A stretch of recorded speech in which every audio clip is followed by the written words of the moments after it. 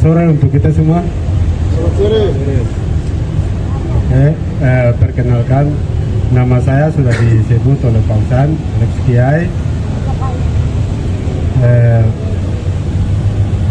Selama ini saya punya tugas hanya menulis puisi, tidak lakukan apa. Mungkin itu saja. Terima kasih.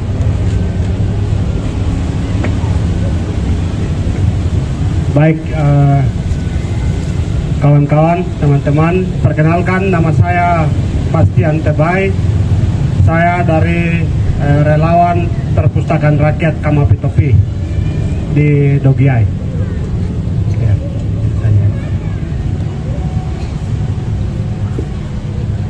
iya, baik, terima kasih atas kesempatan, Pak Usan. Saya sendiri kalau bicara perkenalan ya saya Agus. Tapi tadi diminta ini apa yang dilakukan, tapi kamu tidak jawab. Ya, minta maaf. Mereka sudah menyembunyikan apa yang orang kerjakan. Ya, saya sendiri Agus Kadepa. Kemudian kebetulan dengan teman-teman Gerakan Papua Mengajar sudah hampir 10 tahun. Kemudian 2 tahun terakhir sama masyarakat kita sangat-sangat kopi. Itu aktivitas saya, dan selanjutnya saya berikan ke Hengki. Selamat sore rekan-rekan sekalian. Terima kasih untuk kesempatan ini. Saya akan perkenalkan, nama saya Hengki Imo. Saya dipercayakan oleh teman-teman koordinator umum komunitas Tantra Papua. Jadi komunitas ini sudah hadir sejak tahun 2009 hingga sampai saat ini. Jadi komunitas ini dia fokus untuk bagaimana mengembangkan literasi dasar baca dan tulis, tapi juga bagaimana membangun orang Papua melalui tulisan.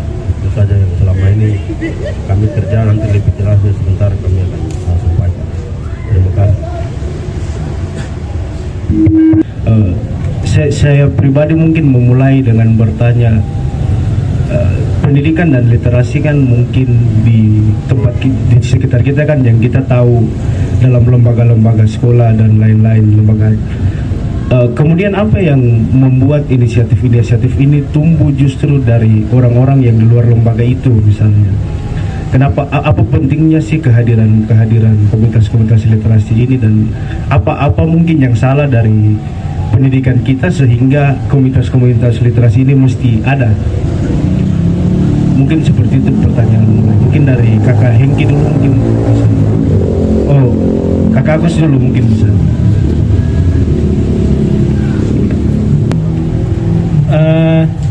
Kalau berbicara ini apa yang salah, sebenarnya tidak ada yang salah. Daripada kita menjustifikasi kok salah, kok yang salah, pada akhirnya kita saling baku salahkan dan tidak ada solusi toh. Itu. Sehingga apa yang menjadi penting, sehingga literasi harus hidup, dan itu tidak hanya menjadi tanggung jawab sekolah-sekolah formal sekolah formal. Awal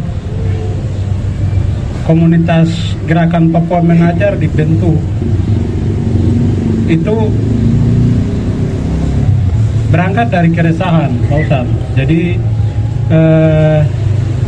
ketika dunia pendidikan hari ini itu memandang orang tua bilang begini, kau pergi sekolah saja, nanti kau akan tahu. Kemudian di situ tercipta gap antara dunia yang diciptakan di dalam sekolah formal itu beda dengan dunia yang ada di luar dari sekolah formal. Artinya di mana anak itu tumbuh, generasi Papua hari ini tumbuh tidak hanya di dalam lingkungan sekolah formal. Perlu kita ketahui bersama bahwa di sekolah formal itu hanya ya 6 sampai 8 jam itu ada di sekolah formal. Selebihnya dari 24 jam yang ada itu dia ada di lingkungan. Kalau kita lihat perbandingannya sangat jauh, di mana anak itu tumbuh, berkembang dan belajar itu di luar dari sekolah itu lebih dibanding yang ada di sekolah. Jadi perlu kita ketahui bahwa di mana anak generasi Papua tumbuh itu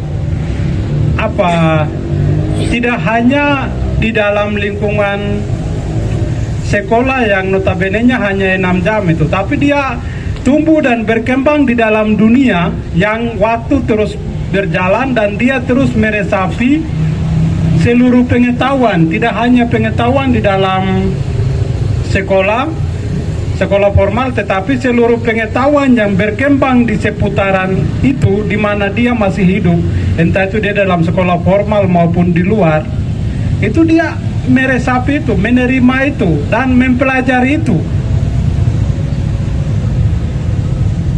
Dari tadi saya bilang lingkungan yang tercipta di sekolah formal beda dengan lingkungan yang tercipta di lingkungan masyarakat. Ini tidak nyambung situasinya. Jadi di dalam sekolah formal mengajarkan anak, kok jangan begini, kok jangan begitu, kok jangan melakukan ini, kok jangan begitu itu, atau kok harus buat begini, kok harus buat begitu, dan lain sebagainya. Tetapi ketika dia kembali ke lingkungan masyarakat, itu dia akan menyesuaikan dengan lingkungan dan pola yang tercipta di dunia itu. Dia akan menerima situasi itu. Makanya Gerakan Papua Mengajar berdiri itu minimal bagaimana lingkungan di sekolah maupun lingkungan di seputaran masyarakat ini dia terhubung. Artinya bahwa generasi muda Papua hari ini bagaimana kita membentuk lingkungan ini menjadi lingkungan belajar. Ini menjadi satu tantangan yang sampai detik ini kami Gerakan Papua Mengajar pun belum berhasil. Bagaimana anak tumbuh dan berkembang ini kita ciptakan menjadi lingkungan belajar yang selaras, yang seimbang dengan lingkungan yang ada di sekolah maupun lingkungan di dalam di mana anak itu tumbuh. Teman-teman, perlu kita ketahui bahwa di tengah perkembangan kota di mana pilihannya itu hanya 2. Anak ketika dia tumbuh dan berkembang itu orang tua sebagai penanggung jawab atas kasih sayang itu, dia mau memberikan secara full kepada anak. Keinginan itu ada dalam keluarganya, tetapi satu bahwa tuntutan akan ekonomi, meskipun otonomi khusus ini kita bilang masa sudah habis kemudian lanjut lagi, tapi tuntutan ekonomi soal makan minum hidup di tengah kota ini menjadi satu tantangan besar, sehingga pilihannya 2. Dia mau berjuang untuk mempertahankan hidup di tengah kota, memenuhi kebutuhan makan minum keluarga, terutama mama ya, atau dia berjuang untuk bagaimana memberikan seluruh kasih sayang itu kepada anaknya. Ini pilihannya 2. Ya secara otomatis yang kami alami kepada anak kecil, ya sudah, anak kecil kau mau tumbuh berkembang terserah kau, yang penting kita harus hidup di tengah kota ini. Di situ posisi Gerakan Papua hadir ya. Kalau posisi kayak begini berarti kita kalau bilang, kau tanggung jawab pemerintah kau bagaimana? Dia waktu hanya 8 jam, 6 sampai 8 jam. Selebihnya urusan duluan. Selebihnya tanggung jawab orang tua. Selebihnya dia ada di lingkungan sekitar. Sekarang waktu-waktu ini kalau kita tidak maksimalkan untuk mengisi kegiatan-kegiatan positif, itu sayang. Makanya kenapa kita bilang pendidikan menjadi tanggung jawab bersama, tidak hanya menjadi tanggung jawab sekolah. Akhirnya apa alasan soal ini, bicara siapa yang salah, saya ingin di kesempatan ini saya mau beritahu bahwa ada seorang dosen namanya Niko Kobepa di Uncen. Ketika dia menemukan mahasiswa yang baca tulis hitung saja tidak tahu, dan dia kasih tahu sama saya, Adik Agus, ini saya menerima sampah dari kampung. Saya menerima sampah dari kampung, baca tulis hitung saja tidak tahu. Ini bagaimana ini? Ini menjadi satu PR bagi saya, bagi kita semua untuk ternyata benar. Pendidikan dasar kita sama-sama tahu, sama-sama di daerah Mepago terutama, lebih khusus di daerah perkampungan-perkampungan, kita tahu seperti apa. Dan hari ini kalau kita mau persalahkan, ini sekolah formal tidak jalan. Teman-teman, saya mau kasih tahu, 8 jam saja milik sekolah formal. Bagaimana anak dididik dalam sekolah formal. Selebihnya di luar. Dan ini yang kenapa tadi saya bilang pendidikan menjadi tanggung jawab kita bersama. Oke, mungkin sekian dulu. Saya bicara banyak. Selamat sore kawan-kawan sekalian. Tadi saya sudah jelaskan terkait dengan komunitas sastra Papua. Jadi kesadaran kami akan literasi itu terbangun ketika kami berdiskusi dan menelah sejarah bahwa ada yang hilang, bahkan ada yang putus dalam perjalanan panjang literasi di tanah Papua. Nah, literasi di tanah Papua itu sendiri mulai terbangun saat dimana orang Papua melakukan kontak dengan misionaris di Mansinau. Otto dan Gisler ketika membawa Injil, kemudian mereka mulai membuka sekolah pertama kali di Mie. Di sana mereka membangun asrama. Di dalam asrama itu sudah mereka mulai membangun literasi dasar baca dan tulis, sehingga saat itu mereka mengajar orang-orang Papua yang ada di wilayah pesisir pantai. Mereka mengajar untuk menjadi pendeta dan juga guru-guru Injil.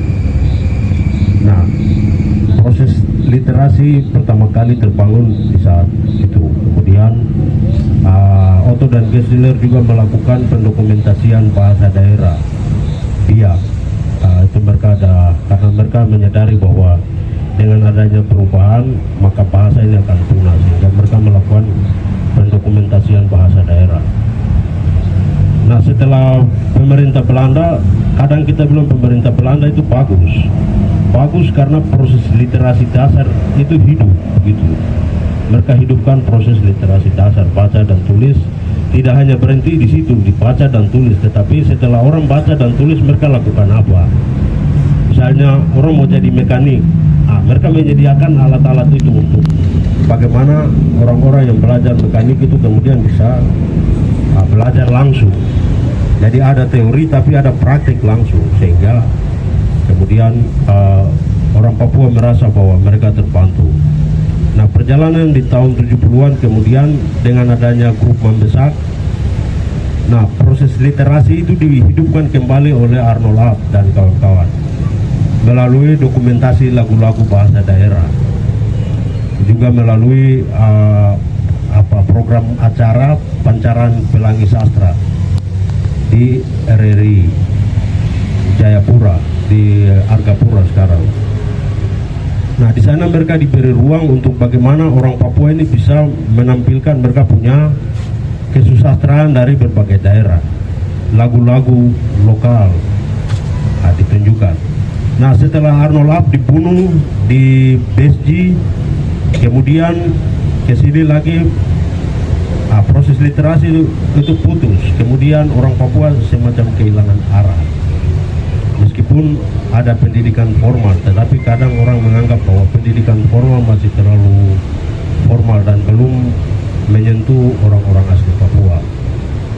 Maka itu kami komunitas sastra ini berpikir bahwa sastra ini menjadi penting, sehingga dan literasi itu harus dibangun melalui sebuah organisasi yang baik, dan itu harus dilahirkan oleh anak-anak Papua itu sendiri. Maka kami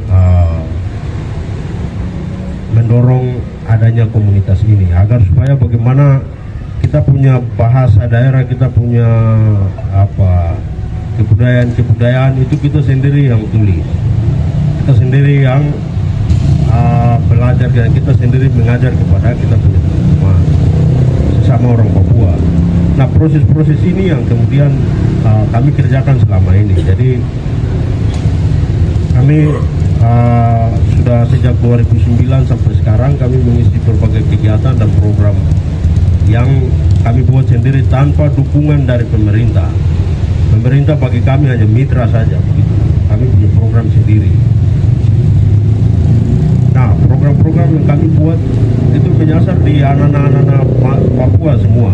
Bahkan dari, kalau bukan anak Papua, dari luar anak Papua, anak-anak non Papua, teman-teman layar besar Papua juga ada yang sudah masuk dalam pengurus sampai saat ini. Karena bagi mereka persoalan literasi ini bukan saja orang Papua yang alami, tapi mereka juga mengalami nasib yang sama. Oh, ada sesuatu yang hilang, maka kami di komunitas sastra Papua ini menyadari bahwa literasi itu menjadi sebuah agenda penting yang harus kami dorong untuk bagaimana supaya orang Papua, terutama anak-anak Papua di usia dini itu bisa mendapatkan akses buku-buku yang baik. Bagaimana bisa mendapatkan minimal pendidikan dasar baca dan tulis itu bagaimana. Kalau di tingkatan pemuda selama ini kami buat bagaimana pelatihan-pelatihan menulis. Nah, tidak berhenti hanya pelatihan menulis, tapi setelah itu kami mendiskusikan hasil-hasil tulisan yang lain semua. Nah, itu yang kami sudah lakukan dan dia bertahan sampai saat ini. Saat ini juga kami sudah menginisiasi banyak komunitas yang punya misi sama, bagaimana menumbuh kembangkan literasi di seluruh tanah Papua, agar supaya ke depan itu pendidikan di Papua, pendidikan non formal di Papua itu sudah berjalan seirama, jadi tidak putus-putus. Maka dengan adanya komunitas ini, saya pikir komunitas ini dia tidak hanya berhenti saja di kami komunitas sastra, tapi juga saya yakin bahwa teman-teman punya niat, apabila punya niat ya bisa kembangkan lagi komunitas di mana tempat-tempat teman-teman berada. Nah, karena kalau kita semua bicara soal pendidikan buruk, tapi kita mau marah pemerintah juga percuma, kita mulut busa juga percuma. Maka harus menjadi kesadaran bersama untuk menggerakkan barang ini bersama. Nah, di Nabire sendiri kami sementara konsolidasi dengan teman-teman untuk bangun komunitas atau perpustakaan ini supaya bisa kami suplai buku-buku, agar supaya misalnya anak-anak yang minat baca kemudian bisa membaca, bisa